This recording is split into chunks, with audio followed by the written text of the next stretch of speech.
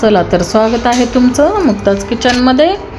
आज आपण बनवणार आहोत मुळ्यापासून बनणारे धपाटे आणि त्यासोबत आपण बनवलेली आहे ही तुरीची डाळ। आता आपण एका मिक्सरच्या भांड्यामध्ये लसूण, हिरवी मिरची, ओव्याचे पानं आणि कोथिंबीर घालून घेणार आहोत। त्यामध्ये थोडंसं मीठ टाकायचं आणि मिक्सरला लावून घ्यायचं। आता आपण 2 वाट्या घेतलेलं आहे ज्वारीचं पीठ। हे आपल्याला असं चाळून घ्यायचं आहे। जर आपण 2 वाट्या ज्वारीचं पीठ घेतलं तर आपल्याला 1 वाटी हरभऱ्याच्या डाळीचं पीठ घ्यायचं आहे आणि जेवढं आपण ज्वारीचं पीठ घेतले तेवढंच आपल्याला गव्हाचं पीठही घ्यायचं आहे, म्हणजे 2 वाट्या 2 वाट्या आपल्याला ज्वारीचं आणि गव्हाचं पीठ घ्यायचं आहे समप्रमाणात आणि 1 वाटी बरोबर हरभऱ्याच्या डाळीचं पीठ आपल्याला घ्यायचं आहे।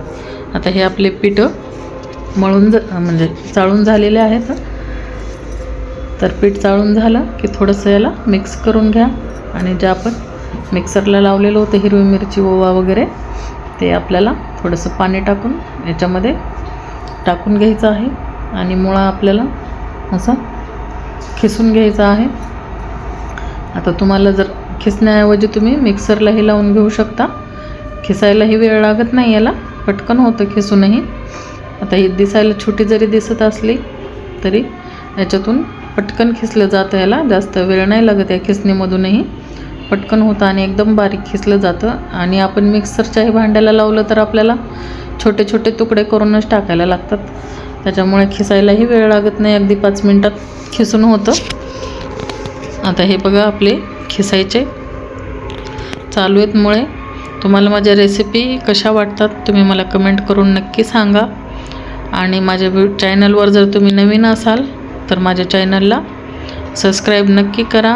माझं अजून एक चॅनल आहे मुक्ताज होम किचन, ते हिंदी चॅनल आहे, त्यालाही तुम्ही जाऊन नक्की सबस्क्राईब करा आणि बेल आयकन दाबायला विसरू नका आणि व्हिडिओला शेअरसुद्धा करा। आता हे आपला किसून झालेला आहे मुळा, यामध्ये आपल्याला कणिकमध्ये हे मुळा सगळं टाकून घ्यायचं आहे। आता हे आपण कोथिंबीर टाकलेली आहे, कोथिंबीर थोडी जास्तच टाकून घ्या आणि पांढरे तीळ टाकलेले आहेत आणि हे हळदी पावडर टाकलेलं आहे आणि हे मीठ टाकून घेतलेलं आहे थोडंसं, या अगोदरही आपण थोडंसं मीठ टाकलेलं आहे। तर आता आपल्याला हे पीठ आपल्याला मळून घ्यायचं आहे व्यवस्थित। आता ह्याला जास्त घट्टही नाही मळायचं, थोडंसं सैलच मळायचं, कारण आपल्याला हे थापून घ्यायचे आहेत धपाटे। तर आता आपलं पीठ झालेलं आहे बघा मळून। आता आपल्याला बनवायचे आहेत धपाटे। आता मी गॅसवर टाकलेला आहे तवा आणि हा कपडा जो पांढरा हा धपाट्याचाच कपडा आहे माझा।